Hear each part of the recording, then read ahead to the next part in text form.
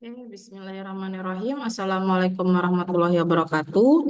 Alhamdulillah, ini video terkait pertemuan kita di mata kuliah Sistem Pengendalian Manajemen Bisnis, di mana video kali ini membahas tentang pertemuan kita yang keenam, yaitu transfer pricing. Ya, jadi di sini kita mengkaji tentang transfer pricing. Diharapkan bisa metode harga transfer, kemudian tujuannya transfer pricing. Ini akan kita bahas di sini.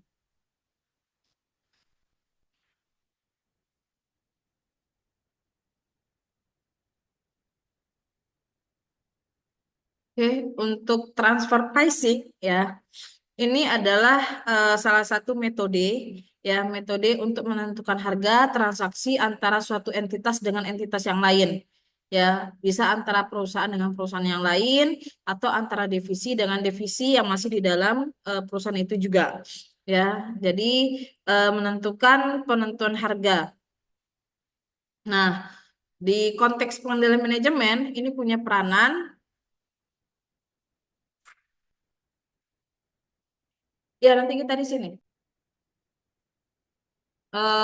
Jadi dalam konteks pengendalian manajemen ya, punya penting peranan terutama dalam mengambil keputusan, kemudian mengukur kinerja baik dari divisi masing-masing departemen yang ada di dalam perusahaan.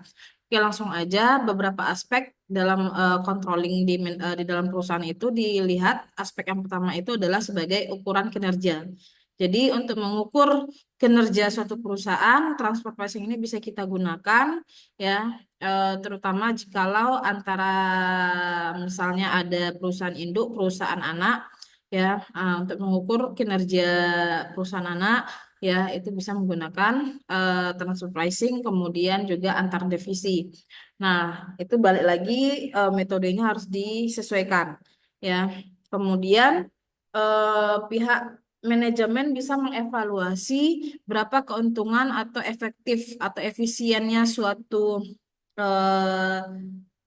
entitas tersebut, divisi tersebut di dalam mendapatkan keuntungan. Ya, jadi transfer pricing ini mengukur kinerja berdasarkan efisiensi kegiatan operasional. Kemudian ada aspek yang kedua itu untuk insentif untuk divisi. Ya, jadi transfer pricing ini juga mempengaruhi perilakunya si manajer karena kalau harga transfer ini terlalu tinggi atau harga transfernya terlalu rendah, maka keputusannya mungkin tidak efektif, apalagi tidak efisien. Ya, terutama tidak efisien lah ya. Karena kalau menaruh transfer pricing ini, ya dalam penentuan harga ini kan harus ikuti standar, ya menetapkan harganya berapa. Nah, kemudian penghindaran pajak, ya salah satu dampak aspek dalam transfer pricing ini bisa yang aspek yang tidak bagus, yang di mana ini selalu, bukan selalu ya, kebanyakan perusahaan-perusahaan mengambil keuntungan metode harga transfer pricing ini untuk tujuan eh, tertentu, terutama menghindari pajak. Ya, terutama menghindari pajak ini yang bisa dilakukan menghindari pajak ini untuk perusahaan yang multinasional, di mana multinasional ini perusahaan yang punya induk atau punya cabang yang ada di luar Indonesia. Ya, nah kemudian kenapa dibilang hindar pajak? Karena untuk menetapkan harga transport tadi bisa lebih rendah, sehingga tarif pajaknya jadi lebih tinggi. Ya, nah, atau tarif pajak di negara itu jadi lebih tinggi atau pajak di tempat Indonesia jadi lebih rendah. Nah, ini sebenarnya perlu kita pelajari lagi untuk yang konteks pembayaran pajak ya. Kemudian strategi. Nah, strategi transfer pricing ini strategi bisnis juga ya, mengalokasikan sumber daya yang dimiliki oleh perusahaan ya, sumber daya asetnya ya. Nah, kemudian kesalahan dan ketidakpuasan. Ya, efek dari transfer pricing ini kalau tidak betul-betul menetapkan harga transfer tadi, ya, itu bisa menyebabkan tidak puasnya antar divisi.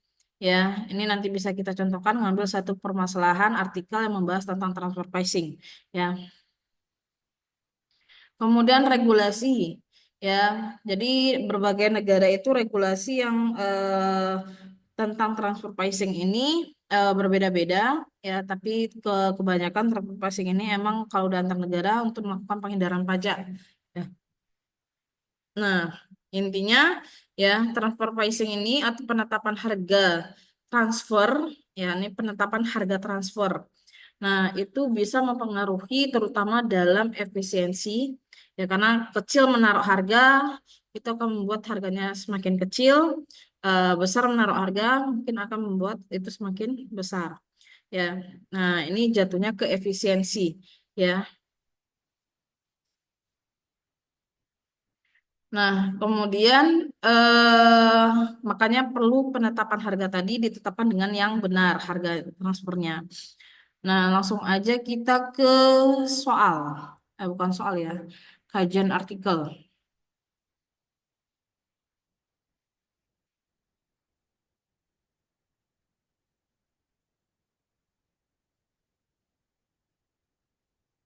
Nah, ini ya salah satu contoh artikel ya pengaruh aset tidak berwujud, ukuran perusahaan, kepatuhan pajak, dan leverage hutang terhadap transfer pricing. Ya, ini ada kajian mengenai transfer pricing. Hasilnya ya kita lihat ini artikel membahas tentang satu, dua, tiga, empat variabel di mana sebagai variabel bebas yang akan mempengaruhi di dalam penetapan di dalam penetapan harga transfer, ya transfer pricing. Ini menggunakan 12 perusahaan manufaktur ya dari 15 sampai 19. Kemudian hasilnya aset tidak berwujud, ukuran perusahaan, kepatuhan perpajakan, leverage secara simultan berpengaruh terhadap transfer pricing, tetapi kalau secara parsial eh, yang berpengaruh itu hanya aset tidak berwujud dan leverage berpengaruh positif. Kemudian ukuran perusahaan eh, berpengaruh secara negatif, sedangkan kepatuhan pajak ini tidak berpengaruh sama sekali. Ya, malah penyampaiannya kepatuhan pajak ini tidak berpengaruh terhadap transfer pricing. Tidak hubungannya kepatuhan pajak dengan perubahan penetapan harga transfer. Nah, jadi itu hasil salah satu penelitian ya. Nah, kita lanjut ke bagian, saya fokus ke bagian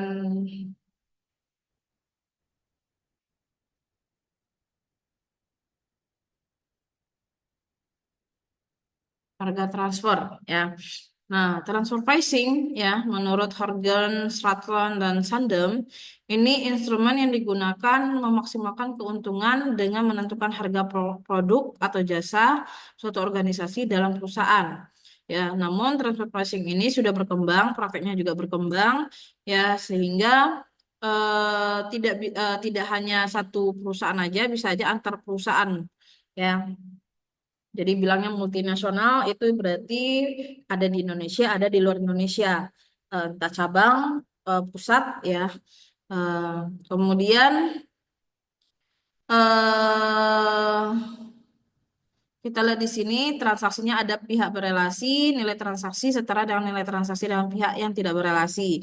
Ya, sehingga di sini ada tidak menyebabkan adanya diskriminasi atas harga transfer di antara keduanya. Tapi secara prakteknya ada manipulasi transfer pricing. Nah, secara teorinya harusnya tidak ada relasi, tapi secara prakteknya ya ini terdapat manipulasi transfer pricing di mana manipulasi transfer pricing ini ya menjadi tidak wajar ya dengan menaikkan atau menurunkan harga, ya jadi harga transfer tuh menetapkan harganya itu bisa terlalu tinggi bisa terlalu rendah, ya dengan maksud tujuannya itu adalah memperkecil pajak yang terutang. Tadi udah didapat kalau pajak itu tidak ada hubungannya dengan transfer pricing, ya. Sedangkan untuk aset tidak berwujud, ya, apa hubungannya dengan transfer pricing? Kita lihat di bagian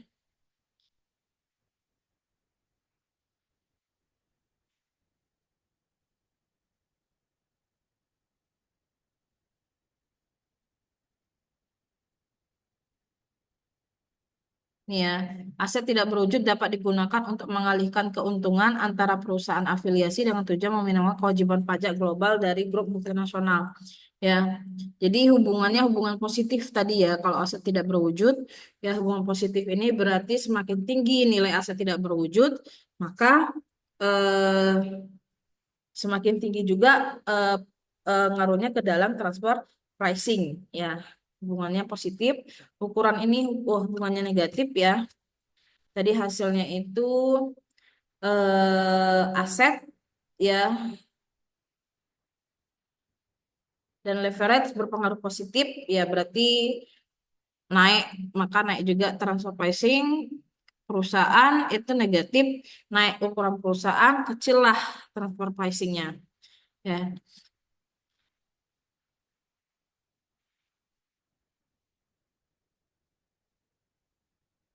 Oke, kita lanjut ke bagian eh ya ini masing-masing hubungan ke bagian. Oke, ini metodenya kurang ini ya kurang lengkap ya. Kita lihat di bagian.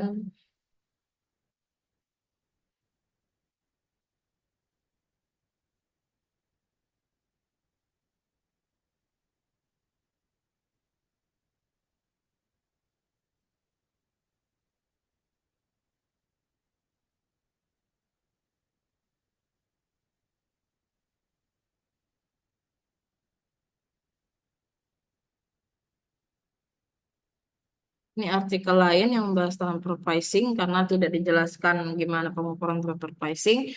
Ya, jadi saya mencari tahu transfer pricing itu diukur menggunakan piutang kepada pihak yang berelasi dibagi dengan total piutang.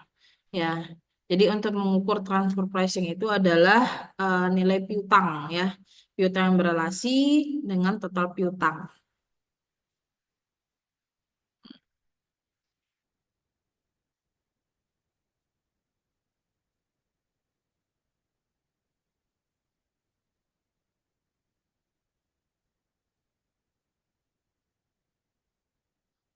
Nah, itulah ya. eh Bentar ya.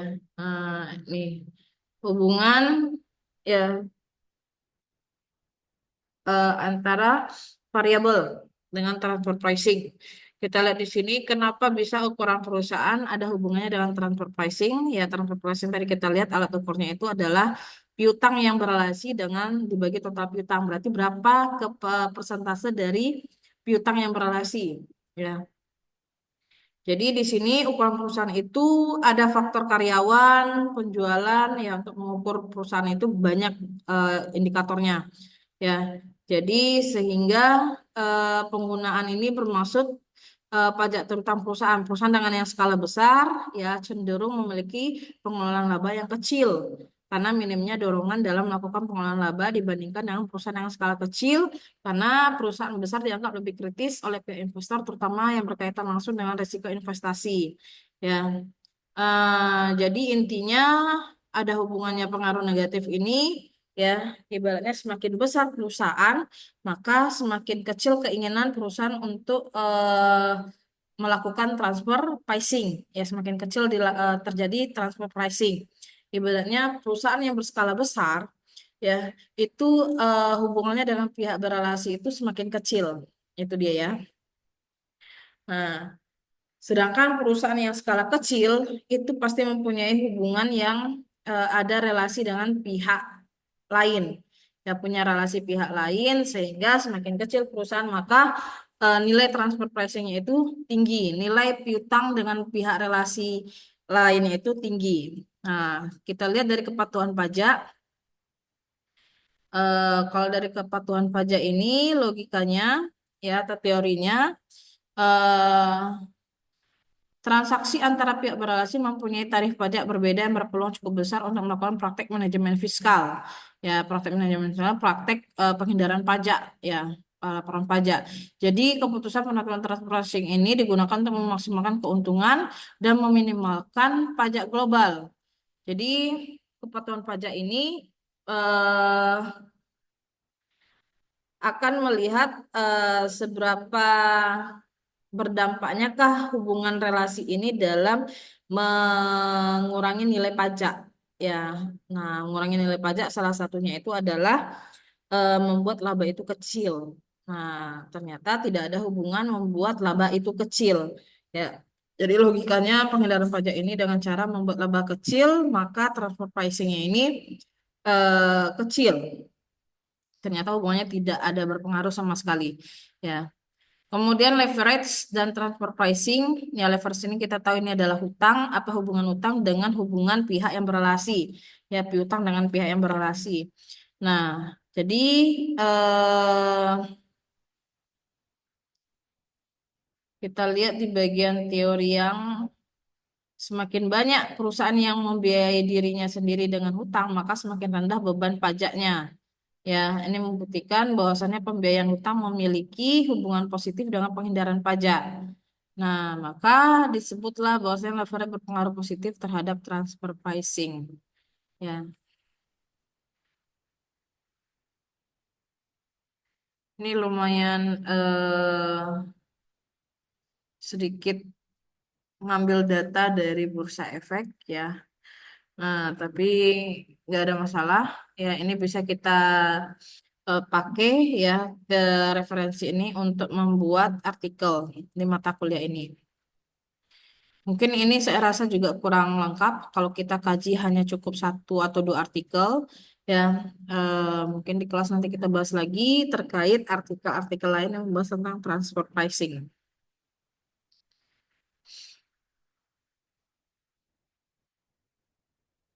Oke, coba kita lihat di bagian macam-macam yang mungkin bisa muncul di transfer pricing.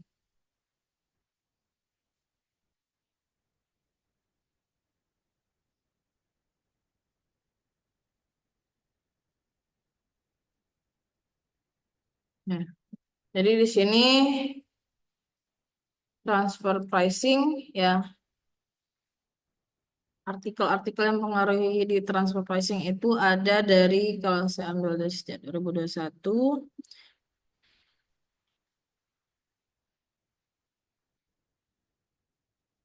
ya.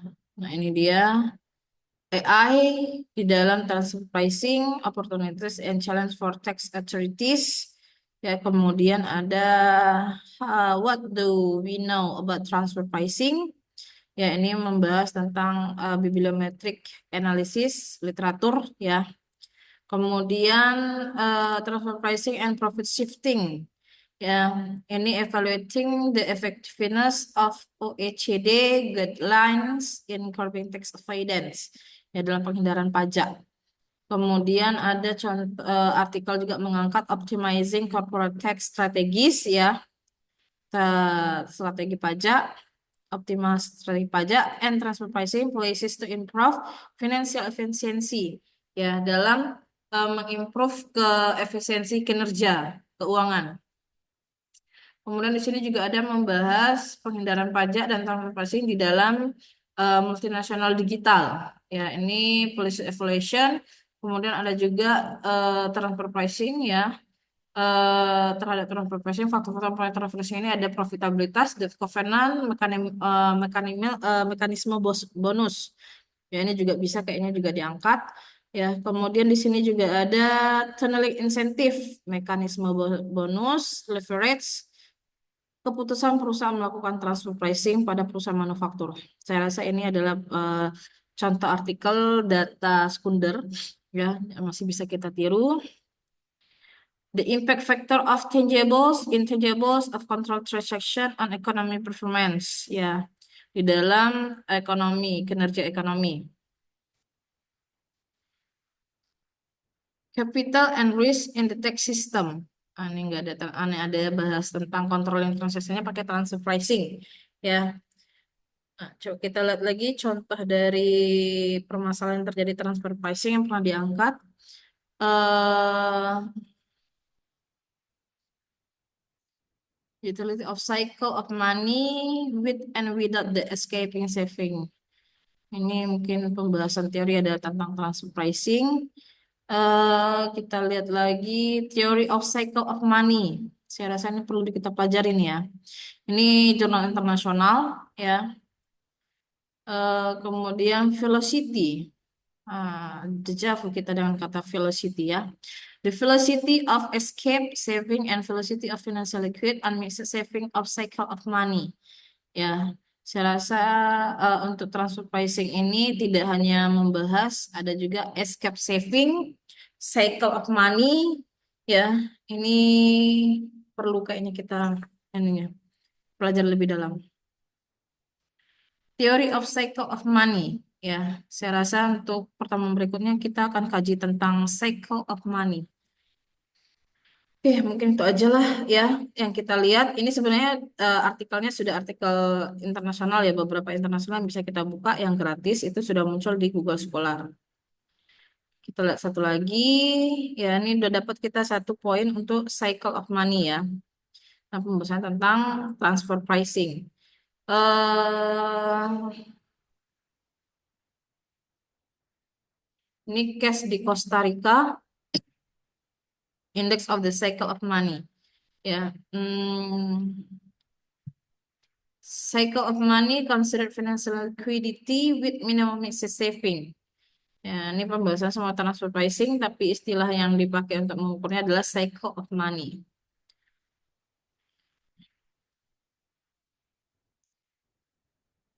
Metadynamic pricing transfer running across experiment. Ini metodenya eksperimen ya. Jadi dalam penelitian itu ada metode eksperimen ya, yang mungkin belum banyak diterapkan di Indonesia. Nah, metode eksperimen ini kalau kita kaji sebenarnya bisa kita karena belum diterapkan di Indonesia, bisa kita memulai untuk menggunakan metode eksperimen, mempelajari dan menerapkannya juga di Indonesia. Ya, selebihnya ini nggak terlalu ngaruh kali ya, karena dia membahas detail dari transfer pricing ini adalah menggunakan cycle of money. Oke, mungkin itu aja ya untuk pertemuan kita yang ini. Saya tutup. Wassalamualaikum warahmatullahi wabarakatuh.